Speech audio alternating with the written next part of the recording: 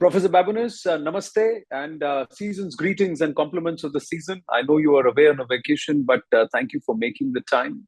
And because there is a lot that is happening, Professor Babones. So I'm going to first come to the aspect which I have wanted your opinion on for a while. We've just seen two assembly elections concluded, that is Gujarat and Of Himachal. course. The MCD polls in Delhi, which were high profile because of Kejriwal versus BJP, etc. Now, do these elections underline what India stands for as a democracy? Well, they clearly don't undermine what India stands for as a democracy. What's very impressive about those elections is just how competitive they are. If instead of looking at the seat counts, you look at the underlying vote counts, anyone can see that even in Gujarat, Narendra Modi's home state, where if the BJP electoral machine would have any power to crush its opponents, if Narendra Modi as a brand would have any ability to sweep the state, even in Gujarat, the BJP won, I believe, 52.5% of the vote. Now, Yes. that in India's electoral system may work out to being a very big majority in the legislature. But it just shows how hyper-competitive India's elections are. I mean, we can see the same sort of thing in Himachal Pradesh, where the Congress was the beneficiary of the same thing, but the other way, which is to say that on just, I believe it was less than a 1% vote margin, Congress scored a sweeping victory in the legislature. And again, that's part and parcel of having first past the post system, where it doesn't take large majorities to generate a big majority in the legislature. But both of these elections really show just how competitive Indian politics really are. But many in the West have now, developed this coinage, elected autocracy, and they have opined that India is fast becoming one. Would you agree? Well, I think here you're particularly talking about the Varieties of Democracy Institute, which is branded Indian electoral autocracy. I think they may not know what the word autocracy means. Now, to be fair, they are Swedish, and English may not be their native language, but an autocracy in English has a connotation of absolute power. That is, if you look up any dictionary definition of autocracy, it will always say, or everyone I've seen says, that an autocracy is an environment in which one person wields absolute power. Now, that word electoral autocracy implies that someone is elected to then hold that absolute power, as opposed to getting that power through some other mechanism. But clearly in India, Narendra Modi, for all of his popularity, does not wield absolute power. I mean, if we look at just the number of illegal protests that have been allowed to continue month after month in India, whether that's the protests over the port protests in the south, or whether that's right in the Delhi environs, the protests over the farm protests, the CAA protests, the fact that these went on for months as illegal protests, disrupting not only the public peace, but holding back development projects in some cases, or in other cases, holding back the implementation of public policy, inconveniencing literally millions of people. And the fact that they were able to do that, I'm not criticizing the protesters. I want to be clear. I'm saying that it's clear evidence that Narendra Modi does not wield absolute power in India. Maybe this is a misunderstanding of what absolute power really means. I mean, absolute power means China, Tiananmen Square in 1989, sending in the tanks and clearing the square. No one in India wields that kind of power. Even during the emergency, Indira Gandhi did not wield absolute power. She probably came the closest, but to say that Narendra Modi today is an electoral autocrat is simply to misunderstand the meaning of the term. Would you also say that this is somewhere also insulting the voter? Because when the voter gives somebody an overwhelming mandate, to call it branded autocracy, is that also insulting the voter? I don't think it's intended to do so. There are other ways that the democracy rankings have insulted voters by not respecting the verdict of the voters as being primarily what democracy is all about. That said, I think this is really driven by a visceral dislike of to be frank, Narendra Modi and the BJP. Now, I'm certainly no spokesperson for the BJP, nor am I opposed to the BJP. I'm just a neutral international observer who's studying Indian democracy. But this electoral autocracy language seems to imply that the people have elected someone as king, when in fact they've elected someone by a razor thin margin who is broadly popular in implementing policies that were promised in an election manifesto and are now being implemented in practice. That's really the heart of what democracy is. You go to the polls with a manifesto for what you want to do, and if you're elected, you implement, or at least attempt to implement, the program that you promised to implement. I don't see what the problem is there. But some media outlets seem to have had a problem with you. What's the recent run-in that you've had with one of the smaller media outlets? Well, with News Laundry, I did an interview with, and forgive my bad pronunciation, Binodan Sekri of News Laundry. I have never had an interview like that in my entire life. I'm not even sure whether or not to call it an interview. I mean, I've done hundreds of interviews. I've never had a problem before. I've also never had an interview where the interview was not posted publicly, unedited, as interviewed, as opposed to having comical little remarks posted alongside my picture as if to try to make fun of me for agreeing to do the interview. I want to be clear. I mean, I've never paid to do an interview. My expectation is that when I give an interview, it will be published. Now, News Laundry did publish the interview on its website, but it published it using an unlisted link at YouTube. Now, since they did that, I just went ahead and posted the unlisted link so that everyone could see it and see that it had been highly edited, despite the promises I was made that the interview would be recorded and presented as is. That is, as recorded. It would go out to the public. So people could really see the problems with it. Of course, News Laundry took it down immediately. But the funny thing about their business model is that they're relying on these unlisted links on YouTube, which anyone can post. So really, anyone who subscribes to News Laundry could just take my interview or anyone's interview and post it themselves. And there's nothing they could do about it. So it's a very odd business model, and it's a very vulnerable one. Not that I have anything against News Laundry. Again, I agreed freely to do the interview. I agreed to all interviews, but to have such a disrespectful engagement with somebody, I mean, it was truly bizarre. I encourage everyone to try to watch the interview. It's floating around on Telegram, and I'm hoping to get News Laundry to post it in full at some point. I think it would be in their best interest to come clean with it instead of to continue to hide behind their intellectual property rights. Well, but I'm playing devil's advocate here, and I'm not taking sides. Why do you feel that they have been disrespectful? And is it not normal for a media outlet to then, decide to prune the interview or to put it and to try and market it the way they would want to do it, Professor Babones? Oh, it's normal to publish teasers for interviews and that sort of thing. It's not normal to, well, I encourage everyone to see the interview and try to judge for themselves.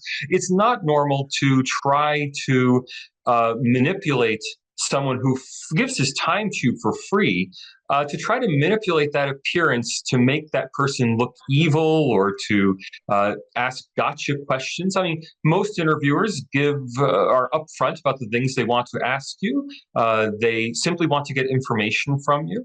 If they disagree with you, and I've done many interviews with people who disagreed with me, they want to know the roots of the disagreement. They want to get at it. Even sometimes they want to battle in that interview. What I've never had from anyone else is people setting a trap, saying, would you agree with this? And I say, well, no, I wouldn't agree with that. They say, but aha, you said this on such and such a date. And I was like, well, we all say things verbally that are not literally true. And I just thought it was a bizarre experience, unlike any other interview I've ever had. I encourage people to watch it. I encourage News Laundry to publish it so that people can judge for themselves. Well, I would only say that respect is a two-way street. And both sides should honor a commitment made if it has been made in the case of an interview. So we'll rest it there, Professor Babones, and let's hope everybody gets to see that interview too, just like they would see this interview. Let's move on to the other larger aspect, and where I want to pick your brains a little bit. Globally, do you believe, and since you're a democracy watcher and you've also opined on what there are other entities like China doing, Are we seeing a democracy versus autocracy situation brewing between nations on across the world? Is there a tussle? And is China leading the autocrats? I don't think we're seeing any more conflict between democracies and non-democracies than we've really had at any time in the last 30 years since the fall of the Soviet Union. Of course, things were worse during the Cold War. But today and for the last 30 years, we've had a continual confrontation of one kind or another between the free world and the unfree world. And that confrontation continues. I mean, China is, of course, the biggest, most serious problem in the unfree world, though, of course, most of the Muslim majority countries of the world remain unfree. Their people ruled arbitrarily by leaders over whom they have for whom they have no ability to take out of office, right? So these are the two big problems, challenges to democracy in the world. And I find that my own view on the challenges to the free world seem to be very different from many political scientists. So political scientists seem to understand the biggest challenge to democracy being internal challenges. The fact that people they don't happen to like are running for office. Well, that's par for the course in a democracy. I mean, democracy is all about people with competing visions attempting to attract votes. The real problem we have is that in a static way, and this hasn't changed much in the last 30 years, we have 1.4 billion people in China who are unable to appoint or elect their own leaders. They can't fire their bosses, so to speak. And we have another billion or so people in Muslim majority countries who are unable to fire their leaders.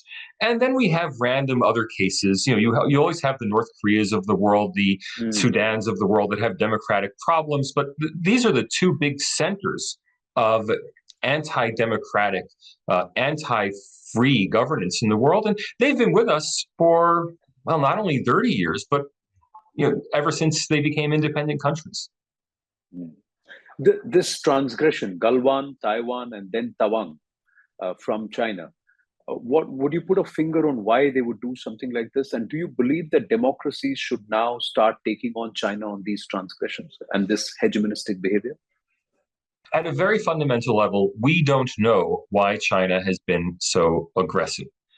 And when I say we, I don't mean me personally. I mean the real China experts, the sinologists whom I read. I don't speak or read Mandarin. I'm not myself a sinologist, but I read a lot of sinologists, and no one seems to know why China has been pushing so hard. There are many theories about that, having to do, some of them that Xi Jinping needs that external enemy in order to cement his place in power. Other theories are that people are in the PLA, the People's Liberation Army, are trying to undermine Xi Jinping by starting conflicts, against the overall direction of the center. And there are a dozen other theories as to why China has been so aggressive.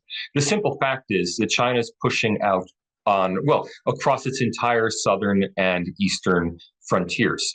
And I use that word frontiers advisedly. It's not pushing on its internationally recognized borders. Those places where China has internationally recognized borders have been quiet. But the places where its frontiers are undefined, like in India with the line of actual control, where there's not an agreed definition of what the India-China border will ultimately be, or in the South China Sea, where there's not an agreed definition. Well, I mean, there's an international law definition, but not one that China agrees to about where its authority ends. It's in those places. Taiwan is another example of somewhere where it's not quite clear where China's authority ends. In all of these places, China is pushing. And this is not a problem. This is not a China-India problem. It's not a China-Taiwan problem. It's not a China-Vietnam problem. It's not a China-Philippines problem. It's a China problem, right? And it's a problem for the world. Now, can the world do much to help countries? I think countries have to try to help themselves first. So India certainly has taken an aggressive approach to pushing back against Chinese aggression. India will not stand. India is not pushing itself along the line of actual control, but it is not willing to let China push it forward. If we contrast that with the South China Sea, where the literal countries of the South China Sea have allowed China to push forward, I don't think there's much that an outside country, like, for example, the United States or Australia, for that matter, can do to help them. That is, if the Philippines, if Vietnam, if Malaysia, if Indonesia were pushing strong against China to maintain their own sovereign territory, they, I think, could expect the help of other democratic countries. But other countries, other countries outside China. But if they're not willing to do so, I'm not sure what the rest of the world can or even should do. You've made Australia your home. So let me ask you this. Are there people within the intelligentsia, the polity, who are sympathetic to the PLA? Because we see that in India. Quite contrary to what expectations are, there are many who would toe the PLA line. Your thoughts on that? In Australia, relatively few. There are some, but there are very few in the intelligentsia. In Australia, the main pro-China forces, or I'd say the main groups in Australia who are promoting China's favored policies. Let's put it that way. They're not necessarily pro-China regime, but they do promote China's favored policies. These groups are mainly people who depend economically on China. So to some extent, the universities become a problem in our university system in Australia. The mining companies, the big miners, they export enormous amounts of especially iron ore to China, and they are always lobbying for a softer line on China. The intelligentsia in Australia actually has been much more independent-minded. There are some people who advocate that Australia should seek a compromise with China, but I think they're generally doing so out of the feeling that that is what would benefit Australia, not out of not because they're in the pay of China. Now, that's different in poorer countries. I mean, the reason in Australia the intelligentsia is much more independent is that it's very rich, very well funded. They don't rely on Chinese donations or on under the table Chinese money. In poorer countries, even small amounts of money from China can make a difference. And this doesn't have to be corrupt. I mean, I'll give you an example that I've seen in my own world in academia. I've seen a lot of PhD students and even think tank personnel taking positions in China, or taking free trips to China, or getting a degree in China for free, paid for by the Chinese government. And they recognize that the condition of doing so is that they have to speak nicely about China. Now, for an Australian, it's not very attractive. Being offered a free degree at a Shanghai university is not on any Australian think tanker's wish list. But for a think tanker from a poor developing country, that might be a substantial benefit. And that's a lot of how China spreads its influence among the intelligentsia. It's not outright bribery. That may occur also. But it's not primarily outright bribery. It's the favors that can be had by being friendly to China. Two or three final questions, Professor Babones. One of the aspects is G20 presidency and this year. Do you believe that India can drive a position on the One China policy, use the G20 platform to perhaps mobilize this aspect of moving away from One China policy? Unfortunately, I think that would be an unrealistic expectation for the G20. First of all, China wouldn't permit it. And China is, without China, there's no G20. But more broadly, it's just not what the G20 does. I'm not sure that it would be in India's interest. That is, if India were to expend substantial political capital at the G20, would regularizing the status of Taiwan be its top priority? I think that's really unlikely. I mean, of course, from a moral standpoint, we'd all like to see our own country standing up for what we believe is right. And I think most people in India believe that it's right that Taiwan be allowed to live in peace. Most people in Australia certainly feel that way. Most people in America feel that way. But it's one thing to take a moral stand as a citizen. It's another thing to expect your government to put that moral stand ahead of other important national interests. I just don't see it happening at the G20. The recent USIRF report once again put India, a vibrant democracy, which is hailed across the world, as a cause for concern. But the State Department did not do that. They excluded India. What's happening there? You're reading, and I'm sure you're studying those reports. I am studying it. USCIRF, I use the initials, some people say USIRF, is a highly political body. So I think everyone should understand that this is not some kind of neutral arbiter. This is a highly political body that people in the United States fight hard to get appointed to. Okay, so people who are working on behalf of various groups in America, desperately want to get appointed to this so that they can implement their clients or their associates' policies. That is, they're working on behalf of other people, whether formally or informally. So it's a political appointee body. It is not a technical body. In the United States, much of that pressure comes from, again, to be very frank, Christian missionary groups. Now, I have nothing. I want to be absolutely clear, because I know people take things out of context. I have nothing against Christian missionary groups, but Christian missionary groups in the U.S. do have a strong presence on Capitol Hill. They have very strong lobbying power, and they do influence the composition of USCIRF. Now, at USCIRF, one of the main priorities for Christian missionary groups is opening up India to missionary activity. Now, I know India is already open. India allows missionaries to come. India allows proselytization. I'm aware of that. But they'd like to see more openness. They'd like to see more freedom to act. And, they take the complaints of their people very seriously. So if a Christian in India complains about having a problem, that has a hotline to USCIRF in a way that if, say, a Muslim in India has a problem or a Hindu in India has a problem, that doesn't have a hotline to USCIRF. Now, the bizarre thing is that USCIRF's low rating of India, its vilification of India, has been used then by Muslim groups, and again, international Muslim groups primarily. I'm not talking about Indian Muslims. It's been used by international Muslim groups and U.S. Muslim lobbying bodies to beat up on India. So the irony is that it's complaints from Christian missionaries that are going into a report that overwhelmingly focuses on India's relations with Christian missionaries that is then being generalized by Muslim activist groups to say, you see, we told you that India has a problem with religion. It's really very bizarre to see the chain of custody, so to speak, of those claims. And it has real world effects. So even though it was not picked up by the State Department, I think the State Department is wise enough to know this, but also, again, the State Department's a political body. Even though there are, and I would say the U.S. State Department has historically been, in the India-Pakistan division, has historically been very sympathetic to Pakistan, much less sympathetic to India. And here I'm talking about the professional staff at the State Department. We had that ambassador in Pakistan who made the comment about Kashmir that was, really inappropriate for a diplomat. But the State Department didn't quash that, right? So the State Department is not so much pro-India as the State Department is a political body that has to answer to political masters. And ultimately, the Indian relationship is just too important for the U.S. for the State Department to compromise it on behalf of a small number of missionaries who are complaining. So this is all highly political. If you think about it for a minute, why is it the U.S. government that is raiding the entire world for religious liberty? Well, it's because pressure groups in the U.S. want that raiding. It's not because the U.S. government is a technical body studying freedom of religion.